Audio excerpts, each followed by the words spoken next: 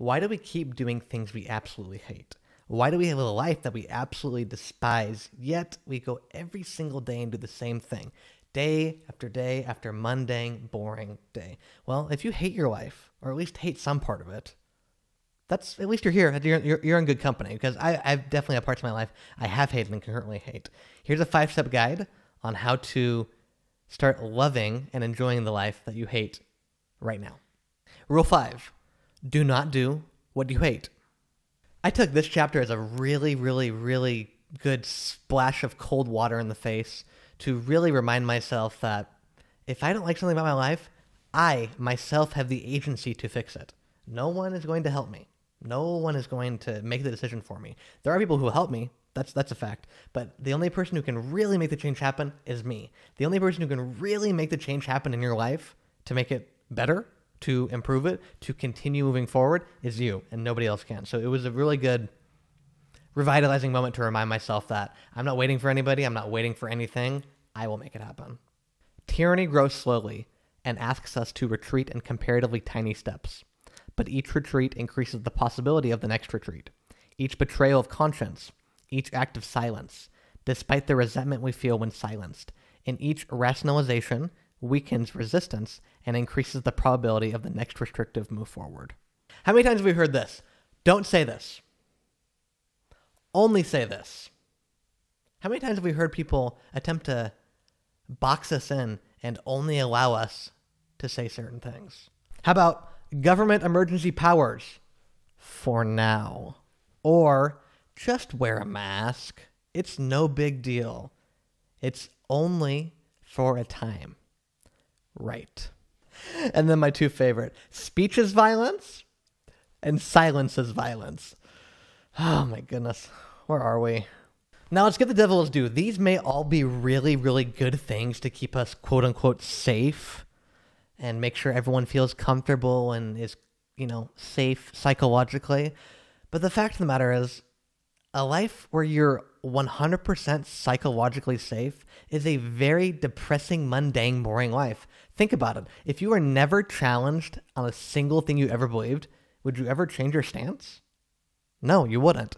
And that sucks. Because the only way we actually grow and the only way we actually move forward is by having our stances of whatever it is challenged. And we then, it's how I do it. I'm challenging my stance and then I think about it. And if it's the right way, I move forward. I change my stance. I'm not trying to rigidly put my stance or my thought on something when the facts emerge.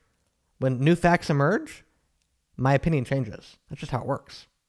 And these may seem like small steps, like small little things, just wear a mask, just do these certain things. But it's these small steps that the tyranny emerges, and the next thing you know, it's on your doorstep.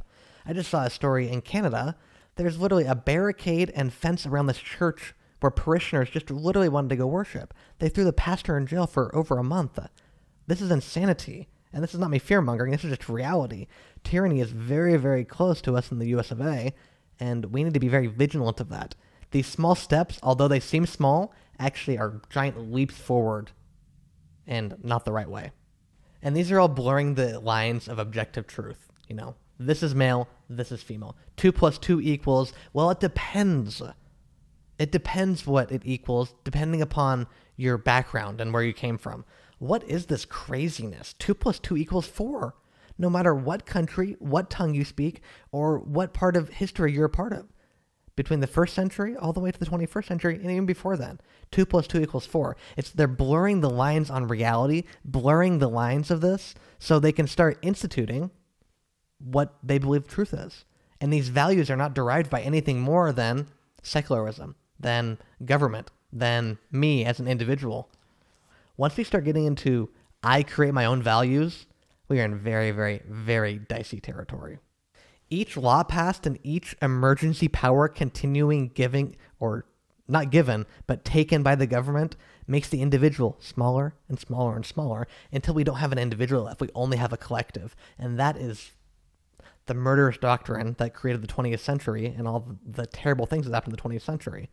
It wasn't because one person one day thought, it's a good idea. How about tyranny? How about fascism? No, it wasn't that. It really wasn't at all. It was step by step, order 1, order 2, and all the way down the line until we were all the way at this craziness, which we look back on, and some people don't even remember what happened in the 20th century. 20th century, communism and governments took approximately 100 million lives. That's not small. That's gigantic. And yet we're still here teetering towards socialism, which turns into communism. Wake up, people. And it's just minimizing the individual more and more and more. And no, the answer is no. Hold your ground. Individual first, collective second. Individual first, group identity second. Individual first, government next. Way down the list, actually. But always the individual first, no matter what we're talking about. It always goes down to the individual. That is what the West has right, and what has been right, and that's what the foundational element of the West is the individual sovereignty. You have the option to make your life for what it is. You have the option to fail. I have the option to do great or to fail. That's a great thing. There's no equality of outcome. There's equality of we all have the opportunity. We have different opportunities depending upon where we were raised, socioeconomic status, things of that nature. But when we make it to the equity and everything should be equitable, we'll be equally miserable. I mean, look at Venezuela. How excited are they about being in their country? Do some research. It's not good. Martin Luther said, peace if possible, truth at all costs. Step 1, tell the truth, always. Now, that doesn't mean tell the truth arrogantly or tell the truth brashly. It means tell the truth always, and a lot of times that's tell the truth with a whole lot of love right there. And sometimes it needs to be direct, but a lot of times it needs to be spruced up. So be a good communicator. However, with that being said, tell the truth always. Some dragons are everywhere, and they are not easy to defeat. Now, the key word here is some. Not everything can be looked at as a lens of us versus them. The reality is most of these dragons are not right versus left, all these different verses. It's more so me versus me. The shadow versus the light. The devil versus the angel on the shoulder. We all have this conscience that really knows what right and wrong is. No matter how much you try to shut it up, no matter how much you try to make that angel go down on your shoulder, it's always there. He's always there telling you what's right. That's the conscience, the collective conscience we have. How do we know it's not good to murder someone? Well, the collective conscience. I mean, really from the man above and those tablets that Moses brought. But we cannot create our own values. And right now I see so much of creating your own value. Your truth. You're this. You. So people ask me, what's the religion of, 21st century? It's me. It's all about me. How I feel, what I want to do. Well, once we take God out of the equation, it's all up to us. And I don't know about you, but I'm a very fallible failure of a human being that needs a whole lot of forgiveness and grace 24/7. And whenever you go into a us versus them mentality, always extrapolate and take it all the way to the end. There's always more nuance and always more to the story than the information you have. One of the other rules right here are assume the person you're talking to knows something you do not. Because the reality is they know a hell of a lot more than what you think they know. There are so many issues in your personal life that, I won't speak for you, I'll speak for me. There are so many issues in my life that I need to confront. I really need to confront them. So step 2 is identify the dragons, confront them, and work on slaying them every single day. When culture disintegrates because it refuses to be aware of its own pathology, because the visionary hero is absent, it descends into the chaos that underlies everything. Under such conditions, the individual can dive voluntarily as deeply as he or she dares into the depths and rediscover the eternal principles, renewing a vision in life.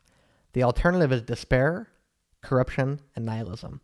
Thoughtless subjugation to the false words of totalitarian utopianism, and life is a miserable, lying, and resentful slave. What values are most important right now in our society? Comment below. What do you think is the most important values that we're learning from culture right now? And secondly, who are the heroes we're following? Who are the heroes of the society? Comment below. I want to know what you guys think. I have some ideas, but I want to see what you guys think. I mean, I kind of talked about earlier, the secularism, the all about me. The values are all about what makes me good, make me feel good. It's really hedonism. It's really what makes me feel good. even if it's long-term, feel good. It's all about me, me, me. That's the value right now. The value is M-E. And it really needs to be more of, how can I help you? And how can you help me? Let's scratch everyone's back, and everyone feels nice and good. As in, they feel good from their back being scratched, of course. And then who are the heroes? I remember, I think it was Time Magazine. Yeah, Time? 2020, Person of the Year, Cardi B. Well, I don't know about you, but can I receive some new information that changes my mind on how she's a really upstanding citizen? I'm waiting for it. So if you have some, please send them my way. I'm really ready for it. And if you guys are enjoying this, please smash the like button and subscribe, because I have a lot more videos in the hopper. Step 3, lay out your values and identify them. What are they? Figure them out, write them down. They're very important. And then lay your life out in a manner that is consistent with them. If family is very important and you want it to be important, prioritize your family. There are so many other values that are important. You have to figure out which ones work for you. Lay them out. Consistently live your life. That always goes back to these values. These values are the underlying foundational principles of life. Even the most formidable in appearance may not be as omnipotent as it proclaims or appears. Allow for the possibility that you may be able to fight back, that you may be able to resist and maintain your soul. Every single human on the face of this earth is just that, a human. Do you remember Goliath? He was really tall and really, really formidable, and yet David still was able to slay him. Everyone's a human. Remember that. And more on a personal level, every addiction, every issue you have may seem like a Goliath, but always remember the story that David slayed Goliath. It was totally not what everyone expected, not what anyone expected, yet it still happened. You are so much stronger than you really believe.